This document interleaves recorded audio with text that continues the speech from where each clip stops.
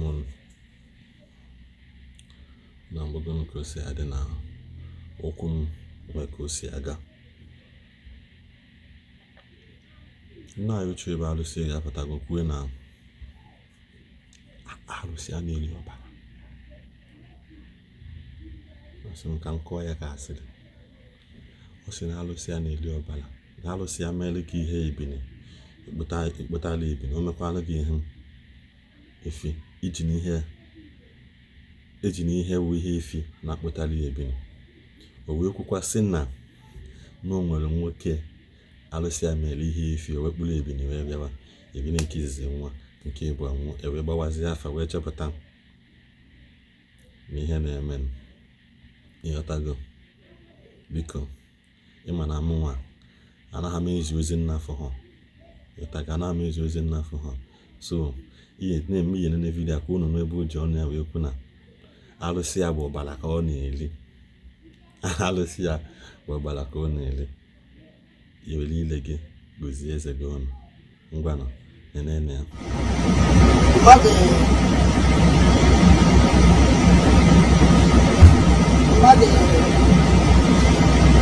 Ama ndị ibe achọ ikwu na ndị ụfọdụ ga-asị na Ezeobi dị ka Ezeobi na nke mmadụ chịfụrụ m Ọhafịa bịa na nke m.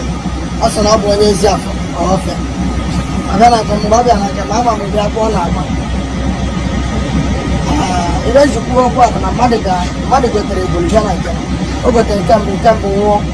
O jee gotekwa nke abụọ nwụọ. Abịazie ọbịa gwaba m nsịba na mma echeki ka mmadụ ibe kpatara ya. Echeki gọva ọ bụ na ibe arụsị mere ya dị nne. Ebe ka ọ ga-eji bịa kwa arụsị n'aka, ọ bụrụ ebulu ka ọ na-eweta. Mana ama m na mkpụ ebe a ụfọdụ ga-asị na Ezeobi dịkwa ka ọdịdị na Ezeobi ma nke emeka ọzọ. Na apologies for that. Ọ bụrụ na ịlakọrọ m ya problem. Ọ bụrụ ndị na-ababa abụsị n'eziokwu ma buchie ya ka nsogbu adị. Ịpụ onye erube m na ebe ndị kwụ na fens. Ọkwa geeti m dị ebe a na ebe ndị kwụcha na fens, ndị na-ere mmanya ndị kwụcha na fens kwụcha ebe a. Ọ bụrụ imere unu bụ the problem, na-emesi ebe a ego dị ọdụ unu ka ụlọ ọbụrụ chukwu anya. Mgbe ọ bụ na mmadụ jere inye Thanksgiving, mana mmadụ jere ka ọ kelee ebe meri ebe a nwụọ, onye aja ego onwe ya ya na-ele onwe ya. Maka na amara m ka m mesi mụ m Ezeobi arụsị mesiere gị ebe ị ga-eji ego bịa kwe na aka ọ bụrụ ebiri gị na so onye na-egekwe m ntị mgbe chi ọbụla arụsị m mere gị ibe o mere gị ibe ebulu iweta ebulu, o mere gị ibe na ma iweta na ma. Mana abụ ụmụ ndị Aba na nsogbu agara mmadụ erijeti na ebe a wetara ego bụ eziokwu, mana arụsị a mere gị bụ iweta ọbara bịa anya ọbara ka ọ na-eri.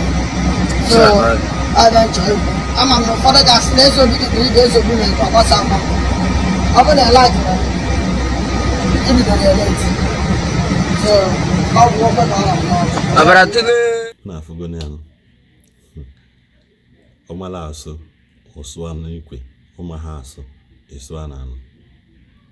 Nakwa unu ji ị na-eje na nke Ezeobi ịmakwa na Ezeobi ahụhụ onye ya apụta o meelu gị ihe ji wagon ije butele ya pikọp na ọma mbụkwa emeelu gị private jet, bute private jet emeelu gị ihe 20 million. Ikwesị ịma na ọ sị na onye ọ na-ana 10% kwesị iwetele ya 2 million. Nyetago na-ajụkwa na sinu onye mmadụ ihe o ji aka dị aha ọfụ anụnwa ejisie ya ike, enye makwanụ nke ọ na-efe na aha ọfụ anụnwa efesie ya ike. Maka agbacha ọsọ agwa mile Okeke jere amị ka ezekwanụ maka buut ya. Unu aghọtago?